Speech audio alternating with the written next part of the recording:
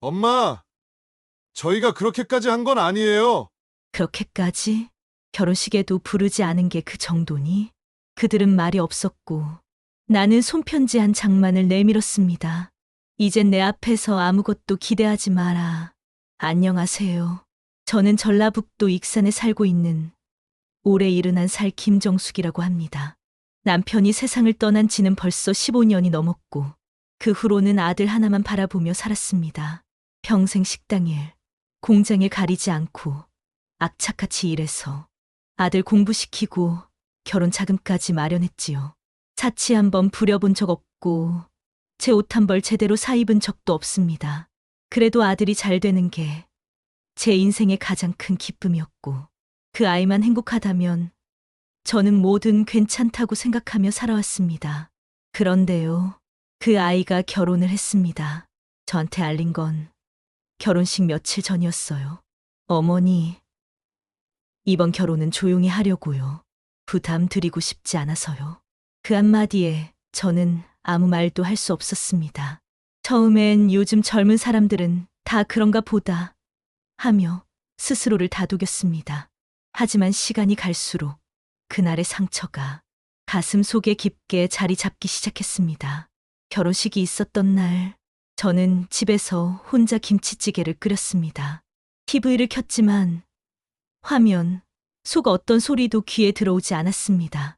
그리고 몇 주 뒤, 이웃 아주머니가 보여준 영상 속에서 저는 처음으로 아들의 결혼식을 봤습니다.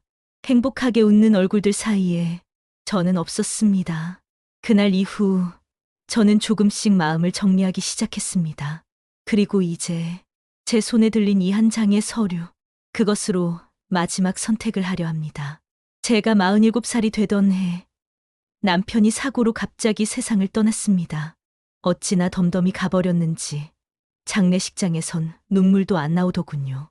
이 사람, 진짜 나 혼자 두고 가는구나. 그 생각만 가득했습니다. 그때 제 옆에 있던 건 고등학교 2학년이던 아들 하나뿐이었습니다. 지훈이는 장례식 내내 입을 굳게 다물고 고개를 푹 숙이고 있었지요. 그 아이 앞에서 울 수도 없었습니다. 엄마는 괜찮다. 우리 아들 공부 계속해야지. 그렇게 제 눈물은 참는 게 익숙해졌습니다. 남편 없이 가장이 된다는 건 말처럼 쉬운 일이 아니더군요. 평일엔 인근 도시락 공장에서 새벽 일을 하고 주말에는 시장 통닭집에서 배달 포장까지 맡았습니다. 손에 물이 마를 날이 없었고 허리는 늘 기름 냄새로 무거웠습니다. 그래도 아들이 엄마, 나 대학 붙었어 했을 땐 모든 고생이 눈 녹듯 사라졌습니다. 지훈이는 지방국립대 경영학과에 입학했고 입학식 날 새 정장 한 벌을 입혀 보낸 기억이 아직도 생생합니다. 어깨를 펴고 교문을 들어가는 아들을 보며 이 아이만 잘 되면 내 인생은 성공이야. 그렇게 생각했었죠. 대학교 등록금이 부족할 때는 금반지까지 팔았습니다. 학기 중에는 제 도시락 값을 아껴 아들 용돈으로 보냈고 입사하고 첫 월급을 받았다는 아들의 전화를 받았을 땐 거짓말처럼 눈물이 나왔습니다. 엄마, 나 이제 엄마처럼 안 살게 해줄게. 그 말 한마디에 제 가슴이 벅차오르던 그날을 잊을 수 없습니다. 그러다 30 넘은 아들이 여자친구가 생겼다고 하더군요. 엄마, 이번엔 진지해요. 사진 한번 보실래요? 휴대폰 속엔 단정하고 웃음이 예쁜 여자의 사진이 있었습니다. 저는 조용히 고개를 끄덕이며 말했죠. 그래, 내가 좋다니 엄마도 좋다. 하지만 이상하게도 그 여자아이는 한 번도 제 앞에 나타난 적이 없었습니다. 요즘 시대엔 인사 그런 거 안 해. 결혼 정해지면 인사드릴게. 아들은 늘 말을 돌렸고 저는 괜히 껄끄러운 사람이 되고 싶지 않아 더 묻지 않았습니다. 요즘 젊은 사람들 방식이 다 그렇겠지. 저는 그렇게 스스로를 설득했습니다. 그러다 어느 날 아들이 전화를 걸어 말했습니다. 엄마, 나 이번 주말에 결혼해. 그 한마디가 제 머리를 멍하게 만들었습니다. 예식장 이름도, 시간도, 드레스 입은 모습도 어느 것 하나 알지 못한 채 저는 아들의 결혼 소식을 남처럼 듣고만 있어야 했습니다. 부담 드릴까봐 조용히 하려고 했어요. 그 말에 저는 그냥, 그래. 내 마음이 그러하다면 그렇게 말해버렸습니다. 그날 밤, 혼자 방 안에서 오래전 남편의 사진을 꺼내봤습니다. 여보, 우리 지훈이 결혼한대. 근데 나 초대도 못 받았어. 말끝이 떨렸습니다. 사진 속 남편은 아무 말 없이 그냥 늘 그랬듯 조용히 웃고 있었습니다. 그렇게 저는 아들이 마련한 새로운 가정의 문턱에도 들지 못한 채 점점 더 멀어지는 과거가 되어가고 있었던 겁니다. 결혼식이 끝난 뒤 며느리에게 직접 인사받은 적은 단 한 번도 없었습니다. 전화를 걸면 아들이 대신 받고 지금 세연이는 바빠서요. 나중에 전화 드릴게요. 늘 이런 식이었습니다. 첫 명절. 저는 아들의 얼굴을 기다리며 찜통 속에 갈비찜을 오르도록 졸였습니다. 그러나 그날 아들은 전화 한 통만 남겼습니다. 엄마, 이번 추석은 처가 먼저 가야 할 것 같아요. 세연이 부모님이 외동딸이라 그런 부분 좀 이해해 주세요. 처음엔 이해했습니다. 그럴 수 있다고, 제 자리가 나중이 되어도 괜찮다고 생각했지요. 하지만 두 번째 명절, 세 번째 명절, 그럴 수 있다는 마음도 점점 무뎌져 갔습니다. 그럼 너희는 이번에도 처가 먼저 가는 거니? 네. 아무래도 그러게 될 것 같아요. 다녀와서 어머니 댁에도 들를게요. 하지만 들른다던 말은 항상 무색해졌습니다. 명절 지나고 명절 끝물 지나고 결국 아들은 오지 않았습니다. 제 생일엔 문자 메시지 한 줄. 엄마 생신 축하드려요. 건강하세요. 그 짧은 문장에 저는 답장도 하지 못하고 휴대폰만 오래 들여다봤습니다. 이웃 김분이 할머니가 그러시더군요. 정숙 씨, 이번에도 아들 안 왔대? 아휴 뭐, 요즘 애들이 다 그렇죠. 허탈하게 웃어 넘겼지만 속에서는 무언가 자꾸 쪼개지는 소리가 났습니다. 그날 밤 인터넷을 하다 우연히 며느리 SNS를 봤습니다. 화려한 웨딩 사진, 처가 식구들과 웃고 있는 가족 사진, 그리고 아들, 정말 환하게 웃고 있는 그 아이의 얼굴, 그 사진들 속엔 저는 없었습니다. 그들의 가족엔 제가 아예 없는 사람 같았습니다. 그 다음 주말 아들이 집에 잠시 들렀습니다. 말은 지나가다 잠깐 들렀다고 했지만 그 얼굴에는 머쓱한 기색이 역력했습니다. 엄마, 요즘 별일 없으시죠? 그래. 뭐 별일 있겠니? 혼자 지내는 게 일이지. 그게 세연이가 요즘 조금 예민해서요. 사실 어머니 댁에 자주 오지 말자고 하더라고요. 그 말에 손에 쥐고 있던 컵이 덜컥 흔들렸습니다. 아들은 미안하다는 등 말을 이었습니다. 우리 둘만의 시간도 필요하다고. 또 어머니께서 너무 서운해하시면 부담스러울 수도 있다고 하더라고요. 그래서 내가 날 피해온 거니? 제 목소리가 예상보다 단단하게 나갔습니다. 아니, 그건 아니에요. 그냥 좀 조심하자는 거죠. 그날 이후 저는 아들에게 전화하는 걸 줄이기 시작했습니다. 무언가 요구하거나 기대하는 순간 스스로 초라해지는 것 같았기 때문입니다. 하지만 마음이 그렇다고 해서 정말 아프지 않은 건 아니었습니다. 비 오는 날 아들이 처가의 새 가전제품을 들여다 줬다는 이야기를 다른 이웃에게 전해 들었을 때 저는 식탁 앞에 앉아 멍하니 빗소리만 들었습니다. 왜 이렇게 된 걸까? 내가 뭘 그렇게 잘못한 걸까? 그리고 그 밤 처음으로 남편의 영정 앞에서 울었습니다. 당신, 나 혼자 이 아이 키우라고 하고 결국 나만 모르게 남이 돼버렸어. 당신이 보고 있었다면 이 상황 막아줬을까? 그 눈물이 제 안에서 무너지는 마지막 경계선 같았습니다. 그날 이후 저는 전화기 벨소리가 울리면 심장이 먼저 반응했습니다. 하지만 그 대부분은 보험사 광고나 스팸 전화였고 아들의 이름은 통화 목록에서 점점 뒤로 밀려났습니다. 그러다 한 번은 몸이 몹시 안 좋았습니다. 밤새 열이 오르고 기침이 멎지 않아 동네 병원에서도 큰 병원으로 가보라 하더군요. 순간 휴대폰을 집어들었습니다. 하지만 아들에게 전화를 걸기까지 한참을 망설이다 결국 다시 내려놨습니다. 괜히 전화했다가 또 바쁘다고 하면 내가 너무 초라해지잖아. 그렇게 홀로 병원 응급실까지 다녀온 날 밤, 저는 문득 이런 생각이 들었습니다. 이젠 이 아이에게조차 나는 말 걸기 껄끄러운 존재가 되었구나. 며칠 뒤 아들이 연락을 해왔습니다. 목소리는 밝았고 그는 다짜고짜 이렇게 말했습니다. 엄마, 혹시 보험 명세서 어디 있는지 아세요? 아버지 것까지 포함해서. 아, 그냥 궁금해서요. 요즘 정리해둘 필요도 있고. 그 말에 순간 목이 탁 막혔습니다. 이 아이가 이젠 내 건강이 아니라 내 재산을 궁금해하는구나.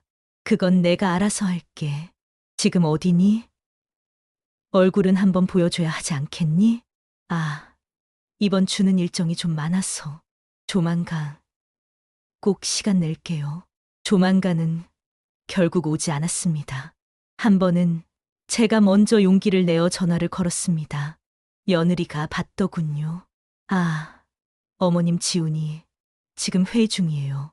혹시 급한 일 아니시면 문자로 부탁드릴게요. 그 목소리는 공손했지만 차갑고 단단했습니다.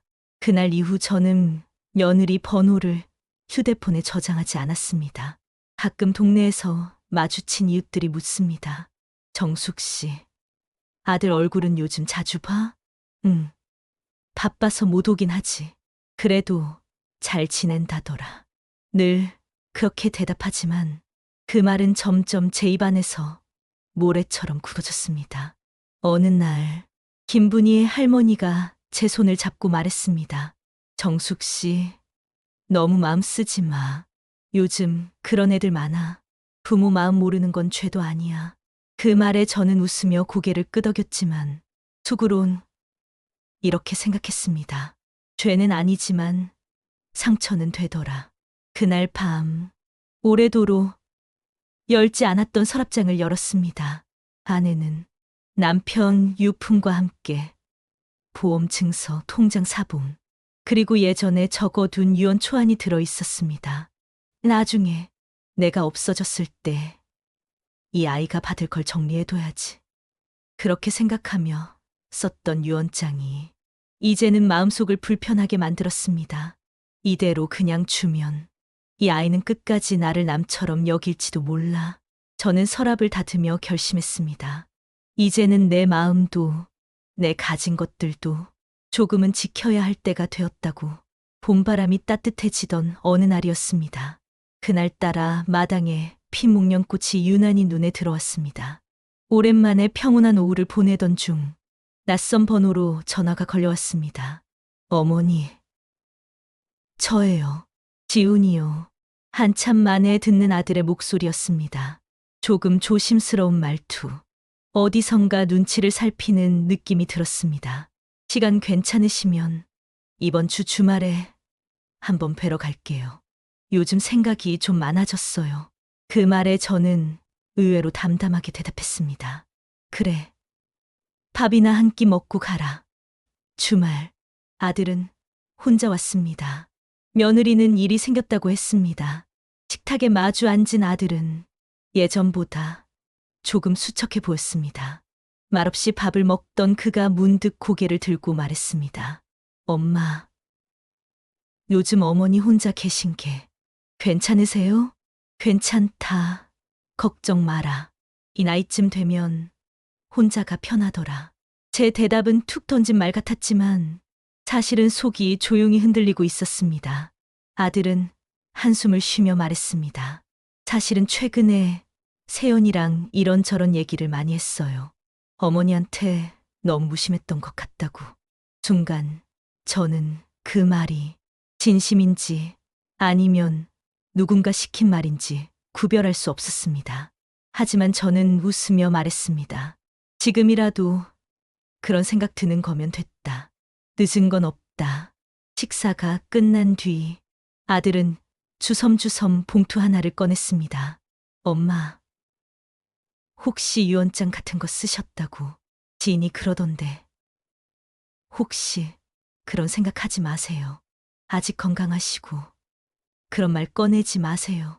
그 말에 저는 순간 심장이 쿵 내려앉는 기분이었습니다. 이 아이가 왜 이 타이밍에 유언장을 말할까? 걱정해서일까? 아니면 다른 이유일까? 저는 조용히 웃었습니다. 유언장이든 뭐든 사람은 자기 마음이 편하려고 정리하는 거야. 그게 나를 위한 일인지 남을 위한 건지 나중 일이고. 아들은 머쓱하게 웃었습니다. 그리고 봉투를 다시 넣으며 말했습니다. 어머니, 시간 날 때마다 더 자주 뵐게요. 세연이도 마음 바뀌었다고 하더라고요. 그날 아들이 돌아간 뒤 한동안 멍하니 마당에 앉아 있었습니다. 목련꽃이 조금 시들어가고 있었습니다. 그래도 내 마음을 조금은 알아준 걸까. 하지만 그날 밤 우연히 휴대폰 알람이 울렸습니다. 카카오페이 송금 알림 100만 원 입금. 보낸 사람은 며느리 이름이었습니다. 어머니, 지난번 식사 감사했습니다. 조금이나마 보탬이 되길 바랍니다. 문자 메시지는 없었고 단지 입금된 돈만 남아 있었습니다. 그 순간 제 마음은 다시 싸늘하게 식었습니다. 그날 식사도 그날의 다정함도 그저 값으로 처리되는 거였나. 저는 휴대폰을 꺼내 아들의 메시지를 다시 확인했습니다. 엄마, 앞으로 더 잘할게요. 다신 실망 안 시켜드릴게요. 하지만 왠지 그 메시지조차 진심으로 다가오지 않았습니다. 그리고 저는 서랍 깊숙한 곳에 넣어둔 유언장 초안을 다시 꺼내 손질하기 시작했습니다. 이번엔 확실히 정리해야겠다. 며칠 뒤였습니다. 아들은 말했던 대로 자주 연락을 해왔고 한 번은 며느리도 함께 전화를 걸어왔습니다. 어머님, 저희가 이번에 이사 준비를 하게 됐어요. 지훈이도 이제 승진을 앞두고 있고 제가 제2금융권 다니는 거 말씀드렸었죠? 이참에 집도 좀 넓히고 싶어서요. 그 말이 끝나기도 전에 어딘지 낯선 불편함이 느껴졌습니다. 그래, 잘 됐다. 젊을 때 자리 잡는 게 중요하지. 저는 그렇게 대답하며 마음을 다잡았지만 대화의 다음 흐름은 제 예상과 다르지 않았습니다. 근데 어머님, 혹시 지난번 말씀하신 보험이나 예금 관련된 서류 언제쯤 정리하실지 여쭤봐도 될까요? 그 말이 나오자마자 시간이 잠시 멈춘 듯 했습니다. 그건 왜? 제 목소리는 의도보다 낮게 깔렸습니다. 아니요. 그냥 어머님이 혹시라도 갑작스러운 일 생기실까봐 미리 정리해 두시면 저희도 대비할 수 있지 않을까 해서요. 며느리의 목소리는 부드러웠지만 그 속엔 따져 물을 수 없는 확실한 목적이 있었습니다. 아들은 통화 내내 말이 없었습니다. 저는 느낄 수 있었습니다. 그 침묵이 고통이라는 것을. 그날 밤 식탁에 앉아 며느리가 보낸 카카오톡 메시지를 반복해서 읽었습니다. 어머님, 지난번 입금 드린 건 그냥 감사의 표현이었어요. 부담 가지실까 봐 연락 못 드렸네요. 한 줄의 문장. 감사라는 이름으로 포장된 계산. 그 이면이 이제는 너무도 선명하게 읽혔습니다. 며칠 후 이웃집 김분이 할머니가 조심스레 이런 말을 건넸습니다. 정숙 씨, 나 그 며느리 봤잖아. 은행 앞에서 무슨 부동산 쪽 사람이랑 얘기 나누더라고. 자기 시어머니 재산 상속이 어떻게 되냐면서. 그 순간 머릿속이 하얘졌습니다. 직접 들은 말도 아니었고 확실한 사실도 아니었지만 묘하게 모든 퍼즐이 맞아떨어졌습니다. 그날 밤 저는 유언장을 꺼내 펜으로 한 줄을 꾹 눌러 적었습니다. 이 유산은 진심이 아닌 손에게는 절대 닿지 않도록 한다. 그리고 그 밑에 아들의 이름을 한참 쳐다보다가 그 이름 위에 천천히 선을 그었습니다. 가슴이 먹먹했고 손이 떨렸지만 펜 끝은 분명했습니다. 이 아이가 나를 버렸다면 이젠 나도 이 아이를 놓아야 할 때다. 그날 이후 저는 더 이상 아들의 전화를 기다리지 않게 되었습니다. 휴대폰 벨이 울릴 때마다 설레는 마음도 서서히 사라졌습니다. 그리고 나는 조용히 마지막 준비를 시작했습니다. 그날은 아들의 생일이었습니다. 매년 밥상이라도 차려주던 날이었지만 이젠 제 쪽에서 먼저 연락하지 않으면 그 아이는 그 어떤 인사도 하지 않았습니다. 그래도 혹시나 싶어 오후 늦게 전화를 걸었습니다. 신호음만 몇 번 울리더니 며느리가 받았습니다. 아, 어머님 지훈이 지금 회식 중이에요. 근데 혹시 다음 주쯤 시간 되시면 저희 집 쪽으로 오실 수 있으세요? 갑작스러운 초대에 조금 놀랐지만 저는 웃으며 대답했습니다. 그래. 갈 수 있지. 무슨 일 있니? 며느리는 말했습니다. 사실 저희가 재무 설계를 좀 받으려고요. 어머님 명의로 돼 있는 몇 가지 자료가 필요하다고 하더라고요. 그 순간 몸이 굳어졌습니다. 그게 왜 필요하니? 제 목소리는 조용했지만 차가웠습니다. 아니요.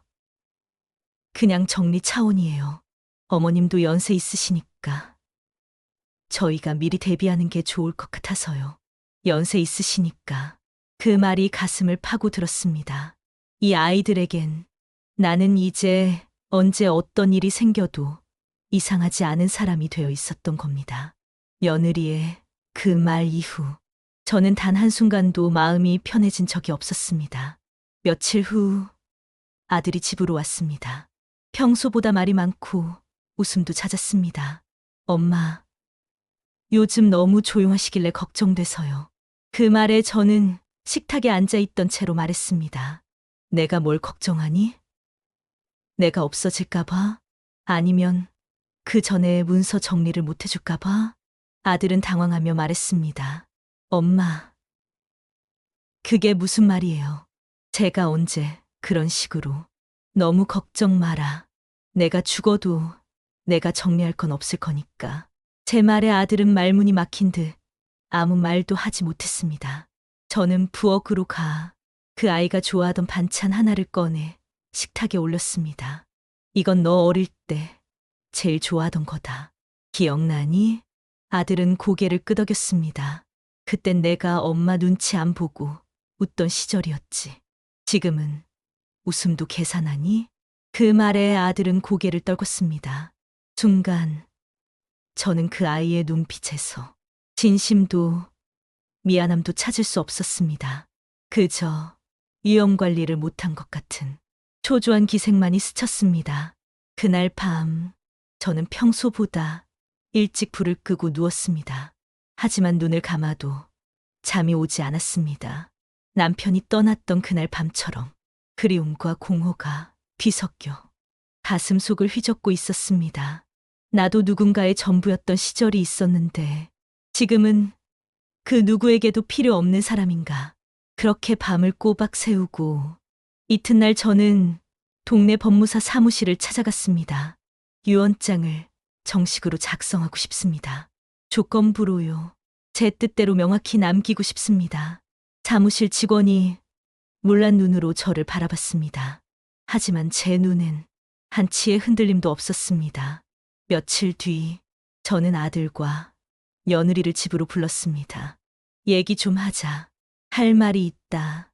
아들은 흔쾌히 오겠다고 했고 며느리는 짧게 네, 어머님이라고만 말했습니다. 거실 테이블 위에는 두툼한 봉투 하나가 놓여 있었습니다. 그 안에는 법무사 사무실에서 정식으로 작성해준 유언장 사본이 들어 있었습니다.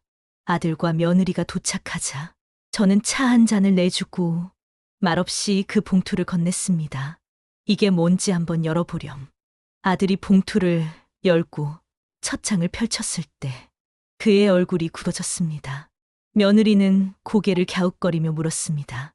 유언장이세요? 어머님, 이걸 저희한테 왜? 읽어보면 안다. 그 문서에는 모든 재산을 마을 복지재단에 기부한다는 내용과 함께 이름이 적혀 있어야 할 아들의 이름이 굵은 선으로 지워져 있었습니다. 엄마, 이게 무슨 뜻이에요? 아들의 목소리는 떨리고 있었습니다. 그건 내가 더 잘 알겠지. 내가 얼마나 외로웠고, 내가 얼마나 내게 무관심했는지. 아니에요. 저는 그런 뜻 아니었어요. 요즘은 처가 쪽도 챙겨야 하고, 세연이도 그게, 그 순간, 저는 조용히 말했습니다. 내가 결혼식에 나를 부르지 않았을 때, 이미 다 정해졌던 거야. 내가 나를 가족으로 여기지 않았으니, 나도 더는 너를 가족으로 여길 수 없더구나. 며느리는 얼굴을 굳힌 채 중얼거렸습니다. 그래도 피는 못 속인다는데 너무하신 거 아니에요? 피가 뭐가 중요하니? 가족은 피보다 마음으로 이어지는 거야. 순간 아들은 자리에서 벌떡 일어섰습니다. 이건 너무해요. 아버지 돌아가시고 나서 어머니 혼자 얼마나 힘드셨는지 그걸 다 감안해도 이런 식으로 하시면 저희는 그 말에 저는 고개를 끄덕였습니다. 그래, 이제야 말이 나오네. 결국은 저희가 뭐 받을 건데요? 이거였구나. 그들은 더 이상 아무 말도 하지 못했습니다. 침묵은 거실을 무겁게 내리눌렀습니다. 잠시 후 저는 또 다른 봉투를 내밀었습니다. 이건 내가 어릴 적 그려준 그림이야. 우리 엄마 최고야라고 적혀 있더라. 그 봉투를 아들이 열어보다 말고 손을 멈췄습니다. 엄마, 나 그때는 정말 그 마음이 아직 남아 있었다면 오늘 이 자리에서 이런 얼굴은 안 했겠지. 그날 아들과 며느리는 말없이 집을 나섰습니다. 대문 앞에서 뒤돌아보던 아들의 표정은 처음 보는 낯선 얼굴이었습니다. 다음 날 아침 저는 복지재단과의 약속을 잡았습니다. 모든 서류를 정식으로 넘기기 위한 과정이었습니다. 이건 복수가 아니라 정리다. 스스로 그렇게 말하며 나는 오랫동안 지고 있던 짐을 내려놓았습니다. 그리고 이제부터 내 삶은 기다리는 사람이 없는 시간 속에서 비로소 가볍게 시작될 예정이었습니다. 며칠이 지나도록 아들과 며느리에게선 아무런 연락이 없었습니다. 사과도 항의도 심지어 변명 한마디도 없이 그들은 그렇게 조용히 사라졌습니다. 하지만 저는 조용할수록 더 단단해졌습니다. 이젠 마음이 흔들리지 않았습니다. 누군가의 아쉬움도 동정도 필요 없었습니다. 그날 이후 저는 동사무소에서 가족관계증명서와 재산 내역 조회를 모두 정리했고 복지재단과의 법적 문서 계약을 공식적으로 체결했습니다. 기부하시게 될 금액이 작지 않습니다. 혹시 상속인들과 마찰은 없으시겠어요? 복지재단 관계자의 물음에 저는 담담히 말했습니다. 이건 내 인생 마지막 결정이에요. 누구와의 싸움이 아니라 나 스스로와의 약속입니다. 그리고 저는 또 하나의 서류를 따로 작성했습니다. 상속 포기 통지서와 유류분 청구 방지 조항. 법무사는 고개를 끄덕이며 말했습니다. 이렇게 준비하시면 아드님이 설령 법적으로 소송을 걸어도 사실상 불가능합니다. 상속을 원천 차단할 수 있겠어요. 그 말에 저는 묘한 안도감을 느꼈습니다. 내가 지킬 건 이제 남은 통장 잔액이 아니라 내 마음의 평온이라는 걸 확실히 알게 되었기 때문입니다. 며칠 후 동네 복지회관에서 작은 행사가 열렸습니다. 그 자리에서 저는 지역 어르신 돌봄 사업에 내 재산 일부를 먼저 기부하며 이야기를 꺼냈습니다. 젊었을 때는 가족이 전부인 줄 알았어요. 근데 이제 와서 보니 내가 외면했던 내 삶도 충분히 가치 있었더라고요. 그 말에 누군가는 눈시울을 붉혔고 누군가는 조용히 제 손을 잡았습니다. 행사 후 지역신문 기자가 다가와 물었습니다. 혹시 기부 이유를 여쭤봐도 될까요? 그냥 마음이 정리되니까 남는 게 생기더라고요. 그걸 쥐고 있을 이유가 없었어요. 며칠 뒤 그 기사는 조그만 지역지 일면에 실렸고 기사의 끝에는 상속 대신 존엄을 택한 어느 어머니의 결심이라는 문장이 적혀 있었습니다. 그리고 그 기사를 본 아들로부터 오랜만에 연락이 왔습니다. 엄마, 그 기사 뭐예요? 왜 이렇게까지 하셨어요? 그렇게까지? 나는 그냥 내가 하고 싶은 걸 했을 뿐이야. 내가 원한 게 돈이라면 그건 이제 더는 내가 줄 수 없는 거란다. 아들은 말이 없었습니다. 그 침묵은 이제 저에게 익숙한 것이었습니다. 그날 이후 저는 휴대폰에서 아들의 연락처를 가족 폴더에서 삭제했습니다.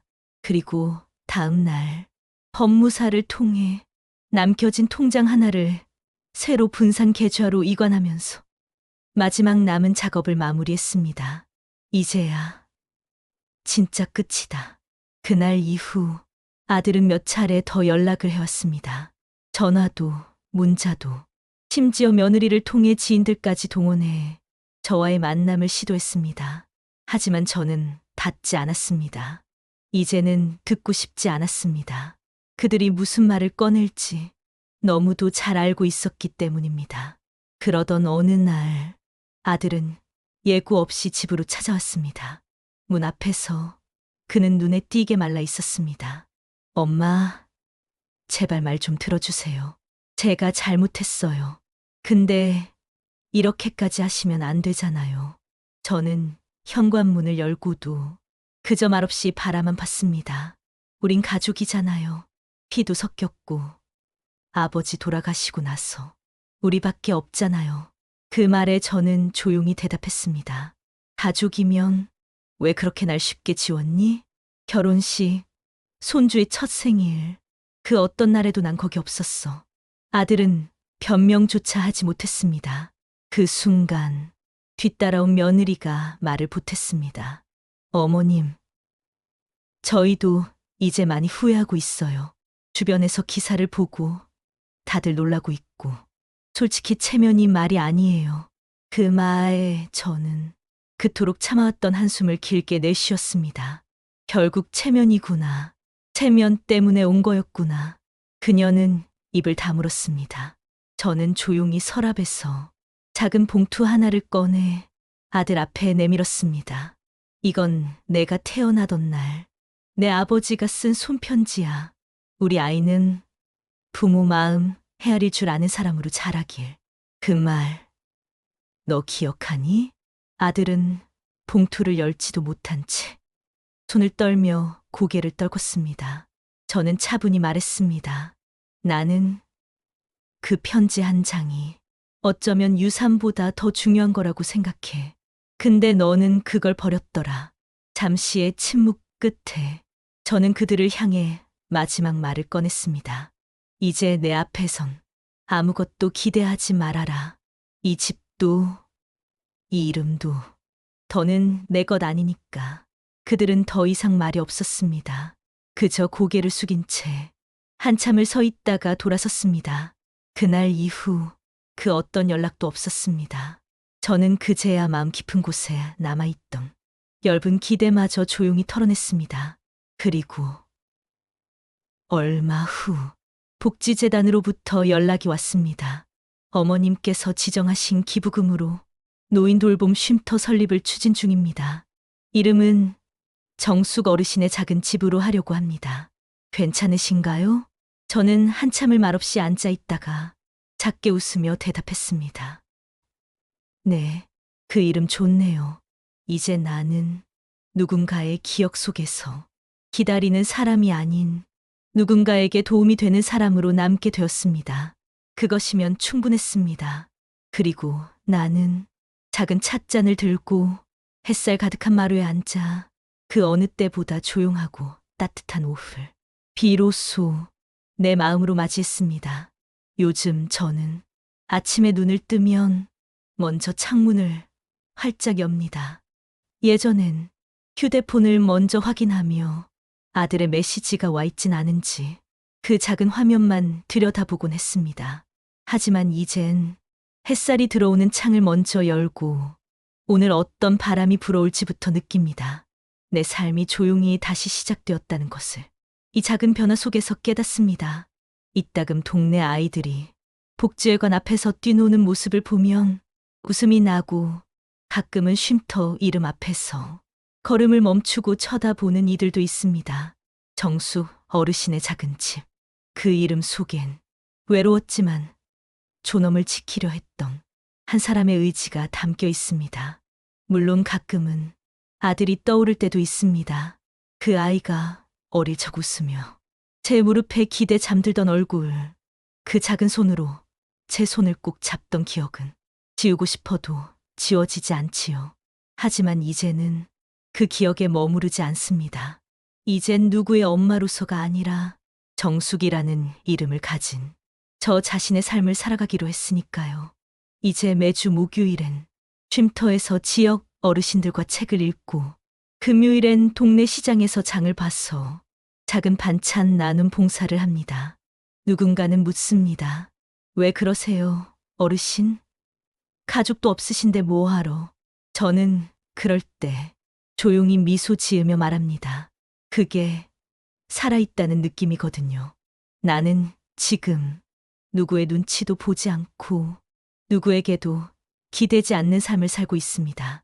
그 자유는 수십 년간 가족을 위해 헌신하며 스스로를 뒤로 미뤄온 나에게 주는 작은 보상이기도 합니다. 물론 어떤 상처는 끝내 사라지지 않을 겁니다. 하지만 그 상처 위로 시간이 조용히 지나가면 언젠가는 그 자리에 따뜻한 바람도 다시 불겠지요. 혹시 이 이야기를 보고 계신 누군가가 있다면 말씀드리고 싶습니다. 당신이 가족을 위해 참고 견디는 그 시간, 당신 자신의 마음도 함께 돌봐주세요. 때로는 가장 가까운 이들이 당신을 가장 외롭게 만들 수도 있으니까요. 그리고 무엇보다 사랑받을 자격은 연령이나 역할과 상관없이 당신 안에 있다는 걸 잊지 않으셨으면 좋겠습니다. 저는 지금 누군가에게 필요한 사람이 아닌 스스로를 필요한 존재로 느끼며 살고 있습니다. 그게 바로 내가 되찾은 평온함입니다.